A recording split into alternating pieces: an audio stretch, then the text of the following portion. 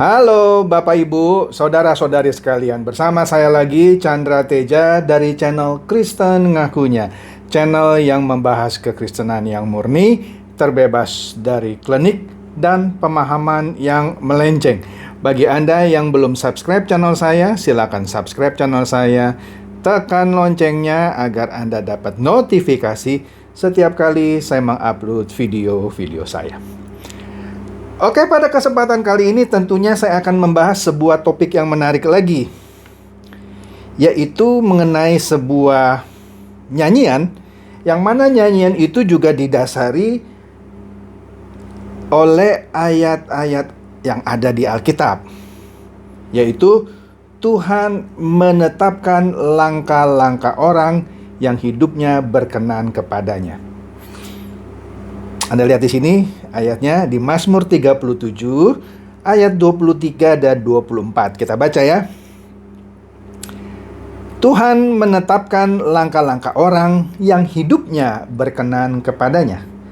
Apabila ia jatuh, tidaklah sampai tergeletak, sebab Tuhan menopang tangannya. Nah, ayat ini dijadikan lagu.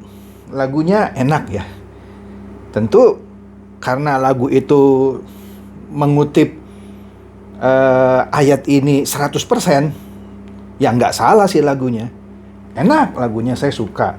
Tuhan menetapkan langkah-langkah orang yang hidupnya berkenan kepadanya.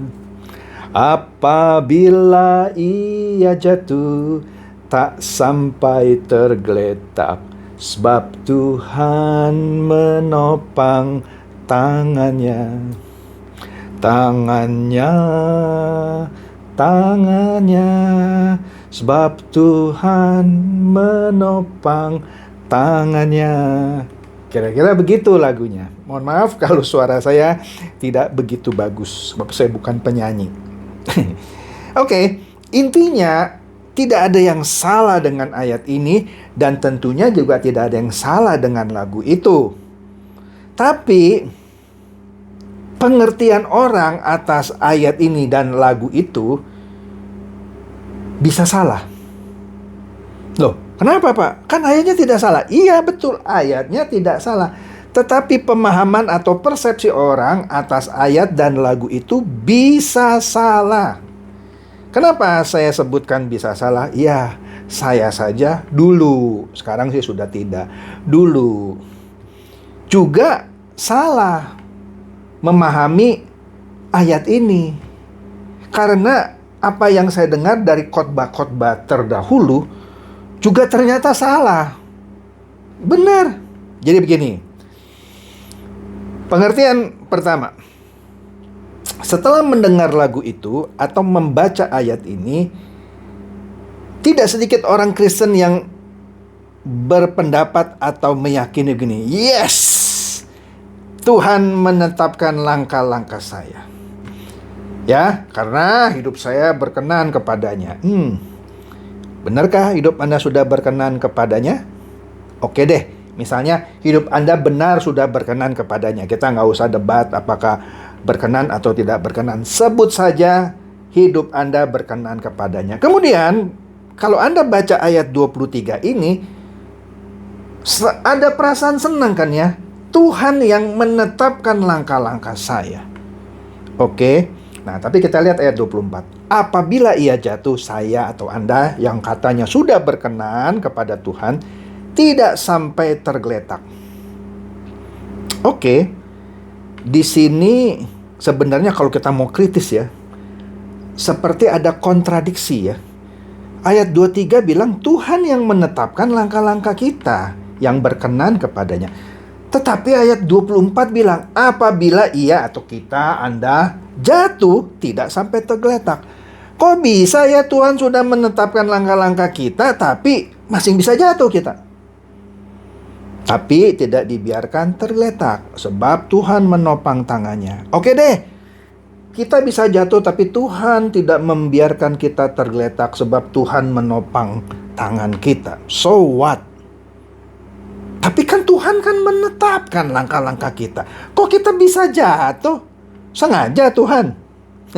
Kan bisa pengertiannya seperti itu. Oke? Nah, pengertian kedua. Betul Tuhan menetapkan langkah-langkah kita. Oke, so artinya kalau Anda dalam langkah Anda melakukan sebuah dosa, itu Tuhan yang tetapkan? Coba sekali lagi ya. Tuhan menetapkan langkah-langkah orang yang hidupnya berkenan kepadanya. Betul pertanyaannya. Ketika kita melangkah, terus kita melakukan sebuah dosa, apakah itu sudah ditetapkan oleh Tuhan sehingga kita berdosa? Dan dosa itu sudah ditetapkan Tuhan kita lakukan? Lah kan bingung kan? Bener nggak?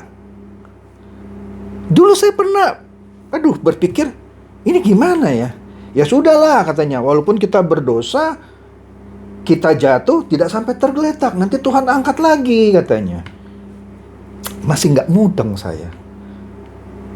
Jadi setiap kali saya baca ayat ini, seperti ada hal yang berkecamuk. Kalau Tuhan sudah menetapkan langkah-langkah saya, kenapa saya masih bisa berdosa? Kenapa saya masih bisa jatuh? Terus kemudian, apa iya setiap langkah kita, setiap detil, misalnya hari ini mau kemana, mau pakai baju apa, terus tiba-tiba kita berdosa, itu sudah ditetapkan Tuhan. Banyak sekali. Lah kalau Tuhan sudah menetapkan orang yang sudah berkenan kepadanya, mengapa dia tetapkan langkah kita untuk berbuat dosa juga? Benar atau benar? Coba Anda jujur, Anda baca Mazmur 37 ayat 23 sampai 24 ini. Iya kan, kalau Tuhan sudah menetapkan langkah-langkah orang yang hidupnya berkenan kepadanya, harusnya langkah-langkah yang ditetapkannya itu membuat kita tidak jatuh dong ke dalam dosa. Iya dong, kan kita orang yang berkenan kepadanya, dan dia menetapkan setiap langkah kita. Harusnya kita tidak dibiarkan jatuh dalam dosa dong. Tapi kita masih bisa jatuh ke dalam dosa, kenapa ya? Tapi tenang Pak, ada ayat 24. Kalaupun kita jatuh, kita nggak sampai tergeletak. Oh ya? Tapi ada tuh orang yang saya tahu, sepertinya dia berkenan kepada Tuhan. Tapi sampai akhir hayatnya dia jatuh ke dalam dosa dan tidak bangkit-bangkit lagi. Bagaimana tuh? Padahal dia orang yang menurut dia dan menurut penglihatan saya dari luar berkenan. Tapi dia jatuh, nggak balik-balik sampai akhir ajalnya gitu ya. Masih di kubangan dosa. Bagaimana? Katanya Tuhan akan menopang tangannya, tidak sampai tergeletak. Tapi kenapa orang itu sampai menjelang ajalnya masih terus di dalam kubangan dosa? Artinya ayat ini sesuatu yang harus direnungi dan diresapi benar-benar kan? Supaya jangan ada pengertian yang salah. Benar atau benar? Benar ya? Cobalah Anda baca pelan-pelan, terus Anda renungkan. Kalau benar Tuhan sudah menetapkan langkah-langkah kita, ketika kita buat dosa, apa iya perbuatan dosa itu ditetapkan oleh Tuhan juga? Kan ayatnya bilang, menetapkan langkah-langkah, sudah ditetapkan. Loh, kita lakukan dosa, apakah perbuatan melakukan dosa itu juga sudah ditetapkan Tuhan? Menjadi perenungan kan? Tambah bingung. Oke. Sekarang saya masuk saja ya. Begini, setelah saya mengerti bagaimana menginterpretasikan atau sebut saja menafsirkan atau mengeksegesis, bukan mengesegesis ya, mengeksegesis, menggali keluar arti ayat ini yang sebenarnya, barulah saya paham apa maksudnya Tuhan menetapkan langkah-langkah orang yang hidupnya berkenan kepadanya. Kenapa setelah dia tetapkan masih bisa kita melakukan dosa sehingga kita jatuh meskipun tidak dibiarkan kita tergeletak. Begini. Ayat 23, Anda harus memahaminya bukan Tuhan mengatur setiap senti langkah kita. Setiap detil perbuatan kita. Bukan. Tuhan tidak mengatur kita seperti itu. Kalau Tuhan mengatur seperti itu, kita robot dong. Kalau kita sudah diatur Tuhan dan kita juga berbuat dosa, bukan salah kita dong, salah Tuhan. Tuhan yang tetapkan. Tuhan yang tetapkan saya berbuat dosa. Kan kita bisa ada apa ya, excuse gitu ya. Pembelaan diri. Lah, saya berbuat dosa. Ya salah Tuhan lah. Tuhan kan yang menetapkan langkah-langkah saya. Kan bisa dipakai ayat ini untuk pembelaan diri. Betul kan? Jadi yang benar adalah begini. Tuhan menetapkan langkah-langkah orang yang hidupnya berkenan kepadanya. Maksudnya begini. Langkah-langkah orang yang hidupnya berkenan kepadanya sudah ditetapkan. Harus melakukan hal-hal ini. Misalnya, hal-hal yang melakukan seluruh perintah Tuhan, menjauhi diri dari segala perbuatan dosa, dan seterusnya, dan seterusnya. Jadi langkah-langkah yang ditetapkan Tuhan yang harus dijalani oleh orang percaya adalah langkah-langkah yang memuliakan Dia. Jadi Tuhan menetapkan ini loh langkah-langkah orang yang hidupnya berkenan kepadanya. Harus, satu, mentaati semua firman Tuhan, menjauhi hal-hal yang dilarang.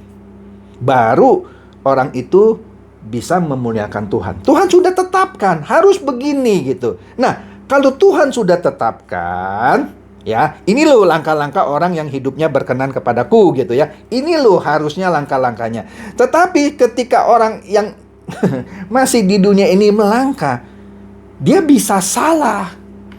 Tapi ketika dia mau salah, ada Roh Kudus, ya, yang menegur dia. Itu makanya ada suara hati. Jangan, itu melanggar. Tapi manusia itu punya kehendak bebas. Jadi kalau orang bilang manusia tidak punya kehendak bebas, menurut saya tidak tepat. Anda punya kehendak bebas kok. Anda hari ini misalkan saya mau syuting pakai baju hitam. Ini kehendak bebas saya.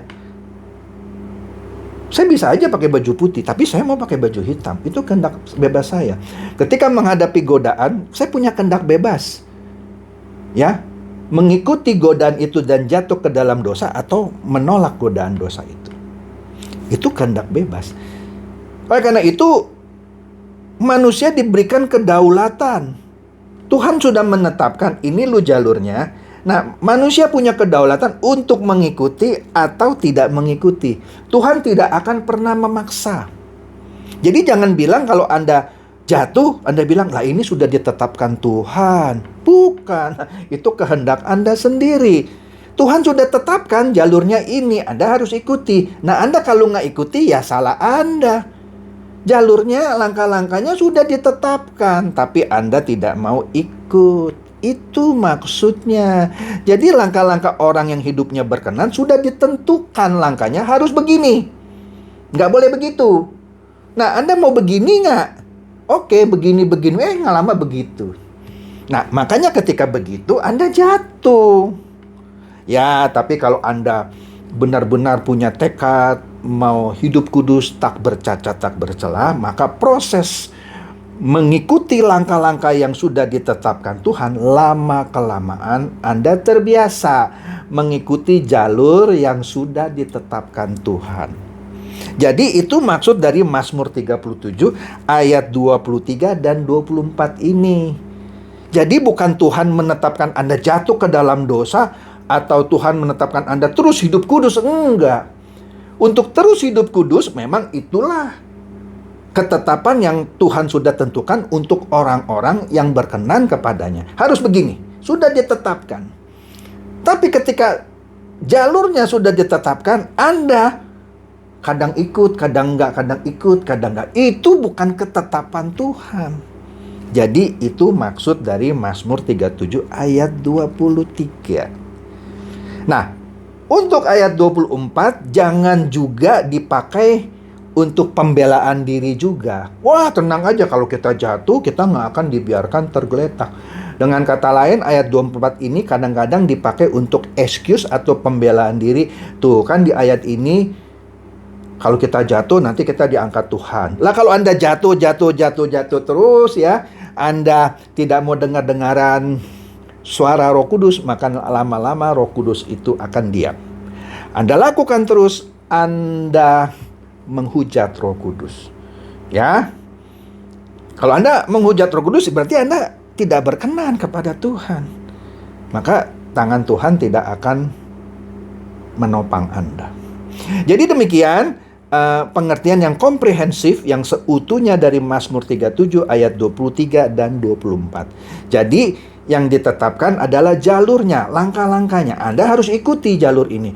Bukan setiap langkah Anda hari ini mau ke mall, besok mau berenang, itu diatur Tuhan, bukan seperti itu. Hari ini hidup kudus, besok berdosa. Nah, itu diatur Tuhan. Lah kalau Tuhan ngatur seperti itu, Tuhan jahat dong. Masa Tuhan atur Anda untuk berbuat dosa?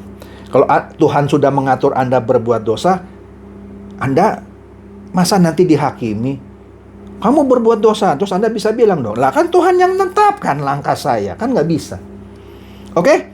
Semoga ini bisa mencerdaskan dan mencerahkan Anda semua. Silakan share video saya ini kepada teman-teman, sahabat, atau kerabat, supaya mereka tambah cerdas dan tercerahkan.